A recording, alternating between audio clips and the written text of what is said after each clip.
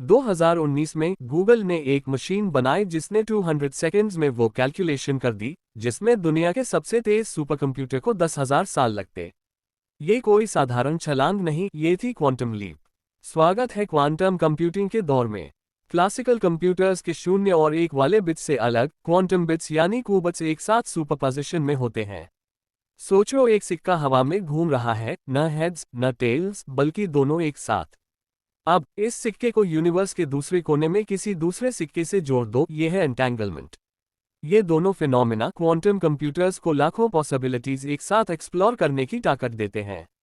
इसकी शुरुआत 1900 में मैक्स प्लैंक ने की, जब उन्होंने खोजा कि एनर्जी और मैटर छोटे छोटे पैकेट्स में एग्जिस्ट करते हैं। 1980 तक रिचर्ड फाइनमैन जैसे विजनरीज ने सवाल उठाया, क्या हम क्वांटम दुनिया के रूल्स को कंप्यूटिंग के लिए यूज कर सकते हैं? ये सिर्फ फास्ट कैलकुलेशंस नहीं है, ये एक नया पर्सपेक्टिव है। ये आज के एन्क्रिप्शन को क्रैक कर सकता है, लाइफ सेविंग ड्रग्स को वीक्स में डिजाइन कर सकता है, या ग्लोबल सप्लाई चेन्स को ऑप्टिमाइज कर सकता है।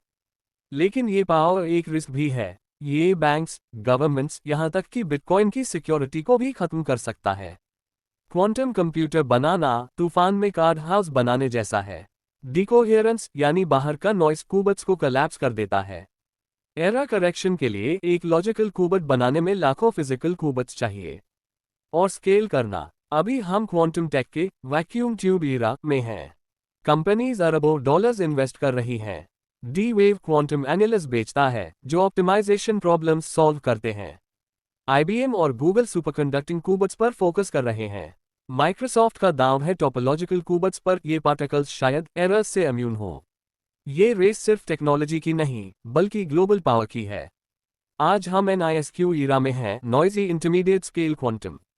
ये मशीन्स परफेक्ट तो नहीं, लेकिन क्लासिकल AI के साथ मिलकर रियल वर्ल्ड प्रॉब्लम सॉल्व कर रही हैं। इमेजिन हरिकेन्स प्रेडिक्ट करना, फ्यूजन रिएक्टर्स सिम्युलेट करना, या अनब्रेकेबल क्वांटम नेटवर्क्स क्रिएट करना। सवाल सिर्फ टेक का नहीं, ये एथिक्स, सिक्योरिटी और एक्सेस का है।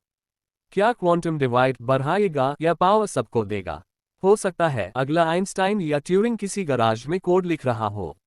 क्वांटम कंप्यूटिंग साइफाई नहीं है, ये एक टूल है, एक थ्रेट है, और ह्यूमन क्यूरियोसिटी का प्रूफ है। जैसे फाइनमैन ने कहा, नेचर क्लासिकल नहीं है। अगर आप नेचर को समझना चाहते हैं तो क्वांटम मैकेनिक्स में आना ही होगा। सवाल ये नहीं कि क्वांटम दुनिया बदलेगा, सवाल ये है कि कब बदलेगा।